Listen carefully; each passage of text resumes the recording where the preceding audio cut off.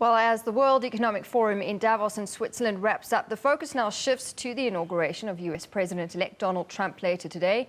In plenary sessions and the corridors at WEF during the week, concerns have been raised about the billionaire's ability to lead in a responsive and responsible manner, this being the main theme of this year's meeting. Europeans are still getting their heads around the implications of Brexit, and now the reality is dawning that Donald Trump will assume the most powerful position in the world in a matter of hours. Uncertainty about how he will interact with the wider world is giving people the jitters. Above all these things, we have Trump coming there, we have Russia doing something, so all these forces are, in a certain sense, working against Europe. During his campaign, Donald Trump spoke in negative terms about the role of the North Atlantic Treaty Organization, a military force established by both the United States and Europe. Europeans are worried about Russia's position on the geopolitical landscape and China's slow but sure emergence as a powerful force, with some arguing that it's imperative that the NATO arrangement is strengthened. I don't believe that NATO is obsolete. In a word, I believe two things. First, that there cannot be a divide between the US and the EU that would be a major fault for history. We are allies, we are friends, we are partners, and we need to stay so.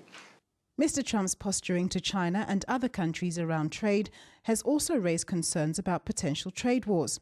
Reducing trade would work against the talks here at WEF, which are focused on partnerships and working together for the greater good. On trade, now everybody is talking about protectionism, closing the boundaries.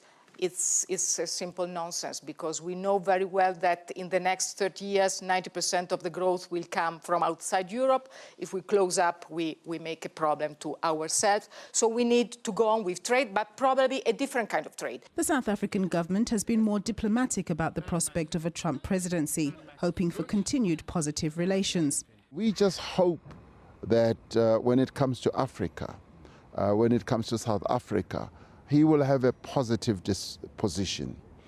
We have everything that should make him have a positive disposition. We deal very well with America, we trade with America, and we are part of AGOA, and they are benefiting from AGOA. We are benefiting from AGOA, so there is mutual benefit there. Donald Trump's campaign style and content have scared many into thinking that he'll be a leader of division. After being instituted as the 45th President of the United States, it remains to be seen whether those campaign utterances translate into reality. Nompumelelo Siziba, SABC News, Davos, Switzerland.